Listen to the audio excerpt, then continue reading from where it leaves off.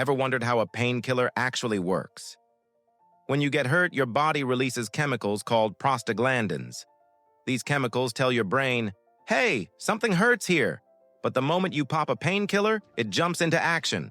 Painkillers like ibuprofen block the enzymes that make those prostaglandins. By stopping those signals, the brain gets fewer messages, and boom, less pain.